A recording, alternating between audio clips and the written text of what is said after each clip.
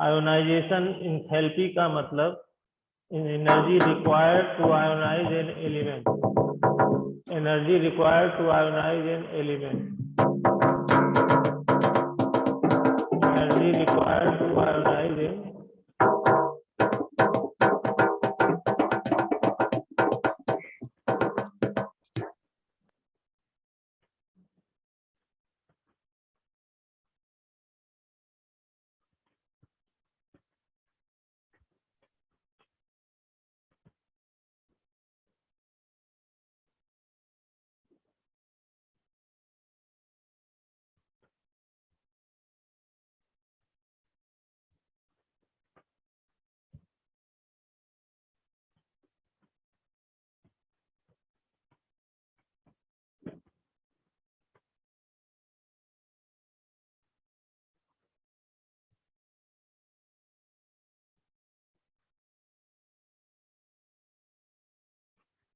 तो ionization energy का मतलब quantitative measure of the tendency of an element to lose electron is given by its ionization enthalpy. यानी किसी भी element से के एटम से इलेक्ट्रॉन का निकल जाना, इलेक्ट्रॉन के निकल जाने से कितनी एनर्जी की जरूरत पड़ती है, उसको हम बोलते हैं ionisation enthalpy. So it represents the energy required to remove an electron from an isolated gaseous atom in its ground state। तो ये जो है आयोनाइजेशन एंथैल्पी के लिए जिस एटम से इलेक्ट्रॉन को निकलना है वो ग्राउंड स्टेट में होना चाहिए और गैसियस एटम होना चाहिए, और उस गैसियस एटम से अगर कोई इलेक्ट्रॉन निकल रहा है तो उसके निकलने में जितनी एनर्जी की जरूरत पड़ती है उसको हम बोलते हैं आयोनाइजेशन एंथैल्पी। ठीक है, सीधी सी बात हमको ये समझना है कि आयोनाइज होने के लिए जो एनर्जी की रिक्वायरमेंट होती है उसको हम बोलते हैं ionisation enthalpy. In other words, the first ionization enthalpy for an element X is the enthalpy change delta 1H for the reaction depicted in equation 3.1। अब जैसे ये एक इक्वेशन दी हुई है, X जो है गैसियस एटम है और वो X प्लस में कन्वर्ट हो रहा है, प्लस इलेक्ट्रॉन निकल जा रहा है। तो अगर एक इलेक्ट्रॉन निकल रहा है तो वो जो है फर्स्ट आयोनाइजेशन एंथैल्पी कहा जाएगा। अगर किसी भी एटम से अगर एक इलेक्ट्रॉन निकल रहा है तो उसको फर्स्ट आयोनाइजेशन एंथैल्पी कहा जाएगा। ठीक है, in other words, the first ionization enthalpy for an element X is the enthalpy change for the reaction depicted in equation 3.1। Equation 3.1 में ये दिया गया है, X एक गैसियस एटम है और इससे एक इलेक्ट्रॉन देखिए निकल रहा है तो ये X प्लस में कन्वर्ट हो गया। X प्लस में कन्वर्ट होने का मतलब ये पॉजिटिव आयन में कन्वर्ट हो गया, ये कैटायन में कन्वर्ट हो गया। ठीक है ना। तो अब देखिए, the ionization enthalpy is expressed in units of kilo joule per mole. Ionisation enthalpy को हम किस यूनिट में मेजर करते हैं बेटा? आयोनाइजेशन एंथैल्पी को हम मेजर करते हैं किलो जूल पर मोल में। ठीक है, we can define the second ionization enthalpy as the energy required to remove the second most loosely bound electron. अब सेकंड आयोनाइजेशन एंथैल्पी किसको कहते हैं?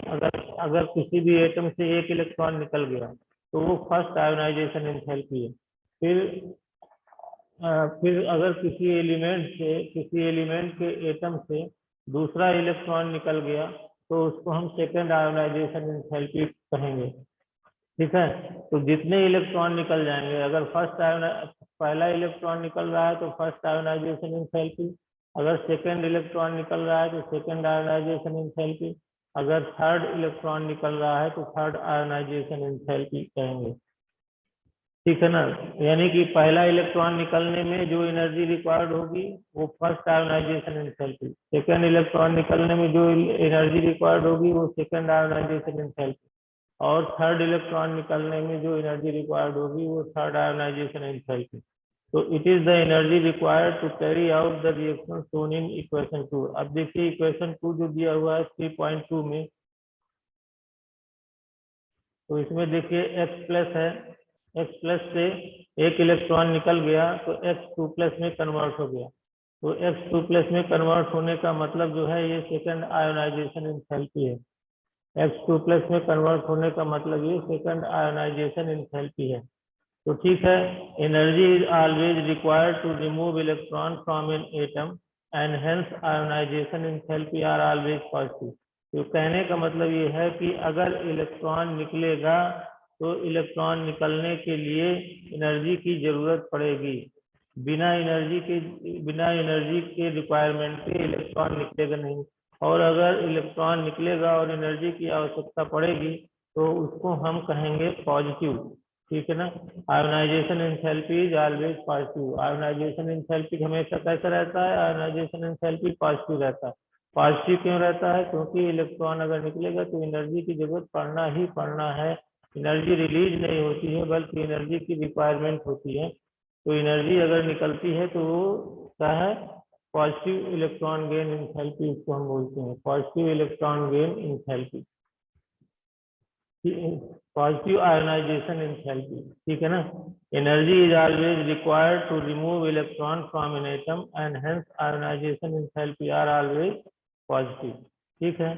The second ionization enthalpy will be higher than the first ionization enthalpy. जो दूसरी ionisation enthalpy है वो पहली ionisation enthalpy से ज्यादा होती है, because it is more difficult to remove an electron from a positive charged ion than from a neutral atom। कहने का मतलब जो पहला इलेक्ट्रॉन निकलेगा तो वो एटम न्यूट्रल होगा, और उससे इलेक्ट्रॉन निकालने में, न्यूट्रल एटम से इलेक्ट्रॉन निकालने में जो एनर्जी की जरूरत पड़ती है वो एनर्जी कम लगती है। लेकिन जब एक इलेक्ट्रॉन निकल जाएगा तो वो एटम हमारा किसमें कन्वर्ट हो जाएगा? आयंस में कन्वर्ट हो जाएगा, और आयन से इलेक्ट्रॉन को निकालने में ज्यादा एनर्जी की जरूरत पड़ती है। इसलिए कहा गया है कि it is more difficult to remove an electron from a positively charged ion than from a neutral atom। Neutral atom से पॉजिटिवली चार्ज आयन से इलेक्ट्रॉन निकालने में ज्यादा डिफिकल्टी होती है, और इसलिए ज्यादा एनर्जी की जरूरत पड़ती है। ठीक है ना। In the same way the third ionization enthalpy will be higher than the second and so on. और इसी तरह हम कह सकते हैं जो थर्ड आयोनाइजेशन एंथैल्पी है वो सेकंड आयोनाइजेशन एंथैल्पी से ज्यादा होगी। तो the term ionization enthalpy if not qualified is taken as the first ionization enthalpy.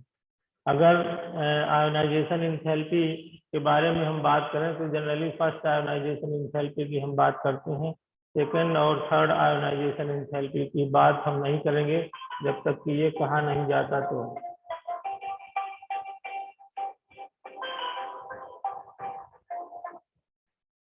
Hello, good morning. तुम्हारी क्या आईडी थी? अब दोबारा जुड़ जाओ।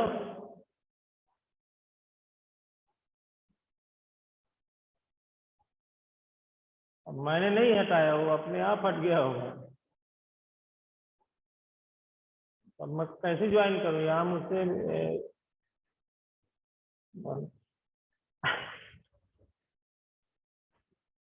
ठीक है। The term ionization enthalpy if not qualified is taken as the first ionization enthalpy. अगर आयोनाइजेशन एंथैल्पी की बात करें हम तो जनरली फर्स्ट आयोनाइजेशन एंथैल्पी की हम बात करें।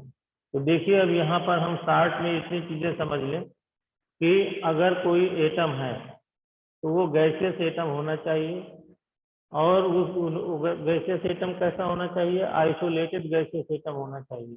और उस आइसोलेटेड गैसियस एटम को किस स्टेट में होना चाहिए? ग्राउंड स्टेट में होना चाहिए। तो ग्राउंड स्टेट से, आइसोलेटेड गैसियस एटम से अगर किसी इलेक्ट्रॉन को निकालना है तो इलेक्ट्रॉन निकालने के लिए हमें एनर्जी की जरूरत पड़ेगी, और वो एनर्जी की जो जरूरत पड़ेगी उसको हम बोलते हैं आयोनाइजेशन एंथैल्पी। यानी एटम्स को, किसी भी एलिमेंट के एटम्स को आयंस में कन्वर्ट होने के लिए एनर्जी की रिक्वायरमेंट होती है, और जो एनर्जी की रिक्वायरमेंट होती है उसको हम बोलते हैं आयोनाइजेशन एंथैल्पी। ठीक है। अब अगर पहला इलेक्ट्रॉन निकलेगा तो एटम न्यूट्रल होगा, और जब एटम न्यूट्रल होगा तो उसमें कम एनर्जी की आवश्यकता पड़ेगी। तो पहला इलेक्ट्रॉन अगर निकलेगा तो एनर्जी की जरूरत कम पड़ेगी, इसलिए उसको हम बोलते हैं फर्स्ट आयोनाइजेशन एंथैल्पी। फिर जब दूसरा एटम निकालना हो, दूसरे एटम से इलेक्ट्रॉन निकालना होगा तो जब एटम हमारा पहला इलेक्ट्रॉन निकला तो एटम हमारा आयंस में कन्वर्ट हो गया। अब जब उस आयन से एक इलेक्ट्रॉन को निकालना है तो ज्यादा एनर्जी की जरूरत पड़ेगी और उसको हम बोलेंगे सेकेंड आयोनाइजेशन एंथैल्पी। फिर इसी तरह अगर हम सेकेंड जब इलेक्ट्रॉन निकल जाएगा तो एटम हमारा जो है फिर 2+ आयंस में कन्वर्ट हो जाएगा। तो उससे जब इलेक्ट्रॉन निकालेंगे तो हम वो तीसरा इलेक्ट्रॉन निकलेगा तो उसमें ज्यादा एनर्जी की जरूरत पड़ेगी और उसको हम बोलेंगे कि जो है थर्ड आयोनाइजेशन एंथैल्पी।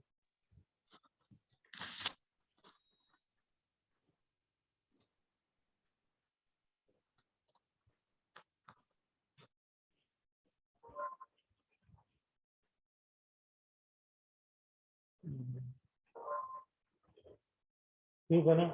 तो बेटा इस तरह से जो है ionisation enthalpy, first ionization enthalpy होती है, सेकंड आयोनाइजेशन एंथैल्पी होती है, थर्ड आयोनाइजेशन एंथैल्पी होती है।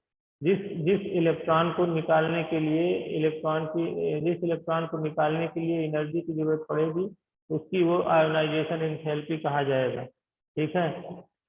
आयोनाइजेशन एंथैल्पी हमेशा पॉजिटिव होता है। आयोनाइजेशन एंथैल्पी हमेशा पॉजिटिव इसलिए होता है क्योंकि बिना एनर्जी के रिक्वायरमेंट के इलेक्ट्रॉन निकलेगा नहीं, और अगर इलेक्ट्रॉन निकलेगा नहीं तो वो आयोनाइजेशन एंथैल्पी कही नहीं जाएगी। ठीक है। तो ये हमेशा आयोनाइजेशन एंथैल्पी क्या होता है, पॉजिटिव होता है।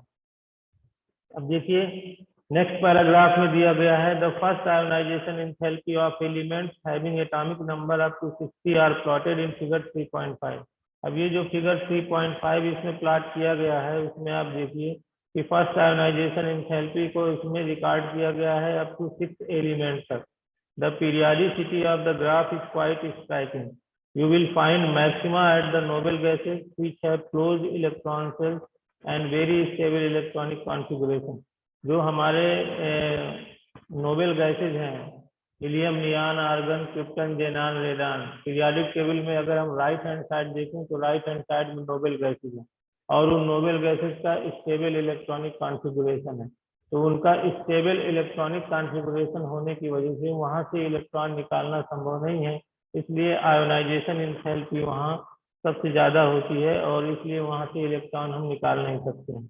On the other hand minima occurs at the alkali metals and their low ionization enthalpy can be correlated with their high reactivity।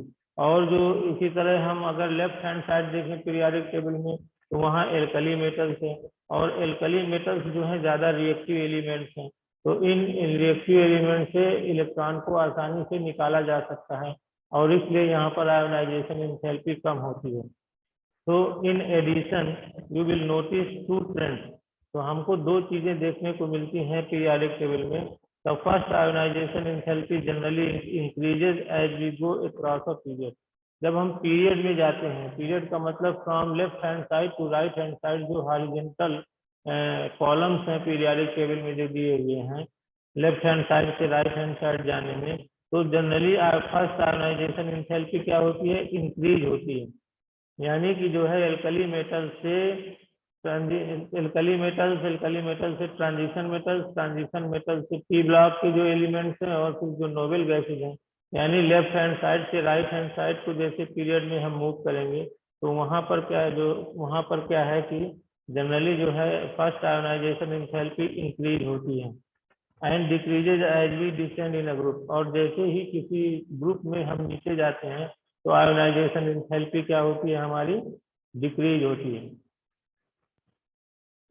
Ionisation enthalpy हमारी क्या होती है, डिक्रीज होती है। तो ये चीज ध्यान से समझना है बेटा कि जब पीरियोडिक टेबल में हम लेफ्ट टू राइट जाते हैं पीरियोडिक टेबल में तो आयोनाइजेशन एंथैल्पी इंक्रीज होती है, और जब ग्रुप में हम टॉप टू बॉटम जाते हैं तो आयोनाइजेशन एंथैल्पी क्या होती है, डिक्रीज होती है। ठीक है ना। These trends are illustrated in figure 3.6A and 3.6B। जो हमारे इसमें बुक में देखिए 3.6A और 3.6B दिया हुआ है। इसमें lithium, beryllium, boron, carbon, nitrogen, oxygen, fluorine, neon. इसमें देखिए ये एक ग्रुप में जो है ये एक पीरियड्स में ये एलिमेंट्स दिए गए हैं, lithium, beryllium, boron, carbon, nitrogen, oxygen, fluorine, neon. ये एक पीरियड्स के एलिमेंट से दिए हुए हैं।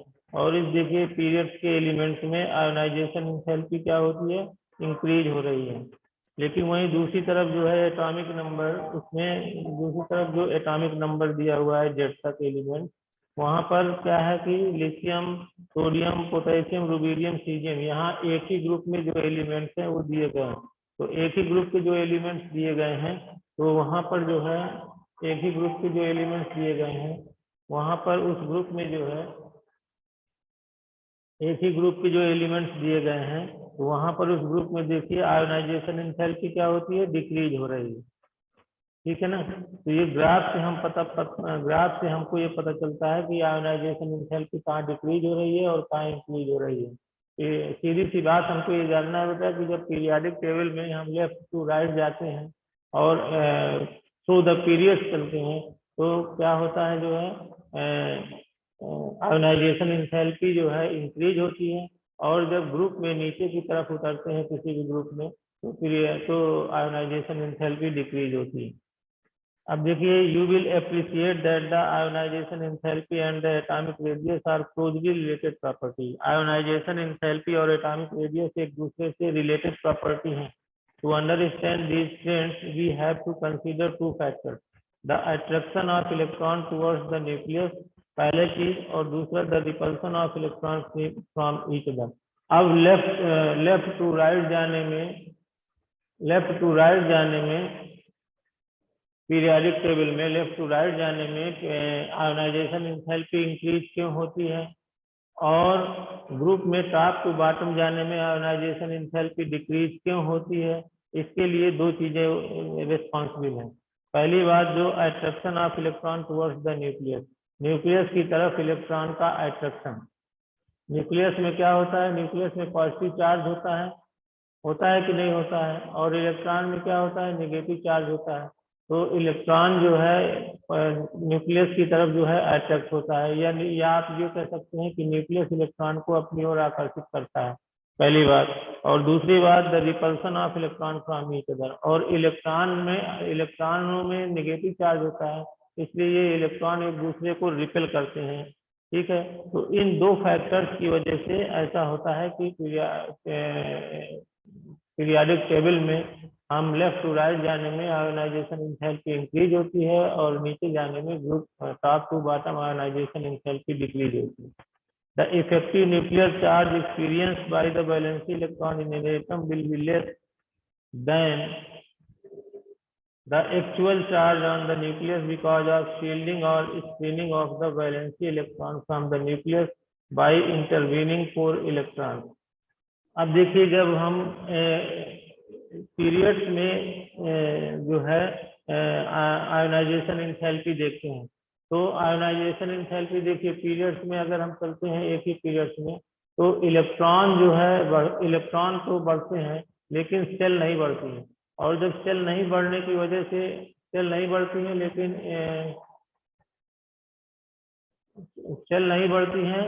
लेकिन इलेक्ट्रॉन जो है बढ़ते हैं। तो जब सेल नहीं बढ़ती हैं तो उसका जो है क्या होता है कि न्यूक्लियस जो है इलेक्ट्रॉन को अपनी ओर आकर्षित करता है। न्यूक्लियस जो है इलेक्ट्रॉन को क्या करता है, अपनी ओर आकर्षित करता है। और जब न्यूक्लियस इलेक्ट्रॉन को अपनी ओर आकर्षित करता है, तो पीरियाडिक टेबल में हम जब लेफ्ट टू राइट जाते हैं, तो लेफ्ट टू राइट जाने का मतलब क्या होता है कि आयोनाइजेशन एंथैल्पी क्या होती है, इंक्रीज होती है, क्योंकि वहां पर फोर्स ऑफ अट्रैक्शन न्यूक्लियस का ज्यादा लगता है। और जब न्यूक्लियस का फोर्स ऑफ अट्रैक्शन ज्यादा लगता है, तो हमको इलेक्ट्रॉन को निकालने में ज्यादा एनर्जी की जरूरत पड़ती है। लेकिन वहीं पर अगर हम वर्टिकली ग्रुप में जाते हैं, तो वर्टिकली ग्रुप में जाने से हम ये देखते हैं कि हमें एनर्जी की रिक्वायरमेंट कम होती है। और एनर्जी की रिक्वायरमेंट कम क्यों होती है, इसलिए एनर्जी की रिक्वायरमेंट कम होती है क्योंकि ग्रुप में नीचे जाने पर सेल बढ़ती हैं, और सेल इलेक्ट्रॉन भी बढ़ते हैं और सेल भी बढ़ती हैं। जब सेल बढ़ते हैं तो न्यूक्लियस से जो है ऑर्बिट की डिस्टेंस, सेल की डिस्टेंस बढ़ती चली जाती है, और बीच में बहुत सारे इलेक्ट्रॉन आ जाते हैं। तो शील्डिंग इफेक्ट, वो इलेक्ट्रॉन जो है शील्डिंग इफेक्ट का काम करते हैं। और शील्डिंग इफेक्ट का काम करने की वजह से जो इलेक्ट्रॉन है जो इलेक्ट्रॉन है उन पर न्यूक्लियस का इफेक्ट कम पड़ता है, और जब न्यूक्लियस का इफेक्ट कम पड़ता है तो वो इलेक्ट्रॉन आसानी से निकल जाते हैं और उसमें एनर्जी की आवश्यकता हमको कम पड़ती है। तो इस तरह से ये वजह है कि पीरियाडिक टेबल में लेफ्ट टू राइट जाने पे, पीरियाडिक टेबल में period along the period across the period left to right जाने में एनर्जी ज़्यादा लगती है, आयोनाइजेशन एंथैल्पी इंक्रीज होती है। और जब ग्रुप में हम टॉप टू बॉटम जाते हैं तो आयोनाइजेशन एंथैल्पी डिक्रीज होती है। तो इस तरह से बेटा इतनी चीजें हमको समझना है कि पहली बात तो हमको ये समझना है कि आयोनाइजेशन एंथैल्पी है क्या। तो आयोनाइजेशन एंथैल्पी मैं एक बार समराइज कर दे रहा हूँ। आयोनाइजेशन एंथैल्पी ये है कि जब किसी भी एलिमेंट के जो एटम है, अगर वो आइसोलेटेड एटम है और गैसियस फॉर्म में है, ठीक है, तो वहां से उस एटम से इलेक्ट्रॉन को निकालने के लिए जो भी एनर्जी की रिक्वायरमेंट होती है उसको हम बोलते हैं आयोनाइजेशन एंथैल्पी। ठीक है, आयोनाइजेशन एंथैल्पी अगर कई कई तरह की होती है। एक जैसे first ionization enthalpy, second ionization enthalpy, third ionization enthalpy. अगर हम पहला इलेक्ट्रॉन निकालते हैं तो फर्स्ट आयोनाइजेशन एंथैल्पी है, फिर दूसरा इलेक्ट्रॉन अगर निकलता है तो सेकंड आयोनाइजेशन एंथैल्पी है, तीसरा इलेक्ट्रॉन निकलता है तो थर्ड आयोनाइजेशन एंथैल्पी है। अब हम केवल फर्स्ट आयोनाइजेशन एंथैल्पी की बात करते हैं कि फर्स्ट आयोनाइजेशन, ये आयोनाइजेशन एंथैल्पी जितनी होती है ये हमेशा पॉजिटिव होती है, क्योंकि इलेक्ट्रॉन को निकालने के लिए एनर्जी की आवश्यकता पड़ती ही पड़ती है। अगर एनर्जी एनर्जी एनर्जी की रिक्वायरमेंट की जगह एनर्जी रिलीज हो तो आयोनाइजेशन एंथैल्पी नेगेटिव हो सकती है, लेकिन ऐसा संभव नहीं होता है। आयोनाइजेशन आयोनाइज करने के लिए या इलेक्ट्रॉन को निकालने के लिए एनर्जी की आवश्यकता पड़ती है, और इसलिए हम ये आयोनाइजेशन एंथैल्पी हमेशा क्या होती है, पॉजिटिव होती है। ठीक है, अब हम अगर हम ये जो है आयोनाइजेशन एंथैल्पी की अगर हम बात करें तो इसके दो कारण हैं कि जैसे पीरियोडिक टेबल में हम लेफ्ट टू राइट जाते हैं तो आयोनाइजेशन एंथैल्पी इंक्रीज होती है, और टॉप टू बॉटम जाते हैं तो आयोनाइजेशन एंथैल्पी डिक्रीज होती है। इसके दो कारण बताए गए हैं। पहला कारण की अट्रैक्शन ऑफ द न्यूक्लियस, और दूसरा repulsion of the electrons to each other. ठीक है ना। आपने देखा होगा कि जब हम एक ही पीरियड्स में अक्रॉस पीरियड्स जाते हैं तो एक ही पीरियड्स में जाते समय क्या होता है कि आयोनाइजेशन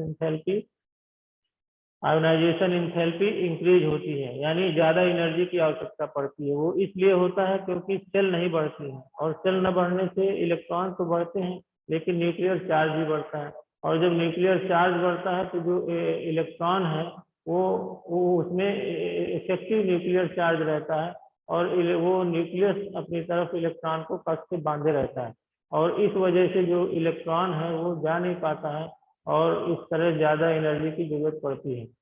वहीं पर अगर टॉप टू बॉटम हम नीचे जाते हैं तो हमने देखा कि हमारी सेल बढ़ती चली जाती है, इलेक्ट्रॉन भी बढ़ते हैं, न्यूक्लियर चार्ज भी बढ़ता है, लेकिन सेल भी बढ़ते हैं, और सेल बढ़ने की वजह से जो डिस्टेंस है न्यूक्लियस से इलेक्ट्रॉन की काफी बढ़ जाती है, और बीच में बहुत सारे इलेक्ट्रॉन्स भी होते हैं। तो ये इलेक्ट्रॉन्स की वजह से जो इफेक्टिव न्यूक्लियर चार्ज है वो इफेक्टिव न्यूक्लियर चार्ज है वो इलेक्ट्रॉन पर कम लगता है, और कम लगने की वजह से वहां से इलेक्ट्रॉन को निकालना बहुत आसान हो जाता है, और इसलिए जो है आयोनाइजेशन एंथैल्पी की जरूरत कम पड़ती है। तो ये दो ट्रेंड्स हमको देखने को मिलते हैं कि पीरियोडिक टेबल में अगर हम लेफ्ट टू राइट जाते हैं तो आयोनाइजेशन एंथैल्पी इंक्रीज होती है, अगर टॉप टू बॉटम जाते हैं तो आयोनाइजेशन एंथैल्पी डिक्रीज होती है। ठीक है, आयोनाइजेशन एंथैल्पी में देखिए एक यहाँ पर प्रॉब्लम 3.6 दिया हुआ है, एक बॉक्स के अंदर एक ये जो प्रॉब्लम दिया हुआ है ये इंटेक्स्ट क्वेश्चन है, और इंटेक्स्ट क्वेश्चन में जो है ये देखना जरूरी होता है। अब आज का टाइम खत्म होने वाला है, इसलिए आज हम यही बंद करते हैं। ये कुछ लड़के पता नहीं कहाँ से आ जाते हैं जो डिस्टर्ब करने के लिए। ये सब आप लोगों की कमी है जो आप लोग आईडी सबको बांट देते हो।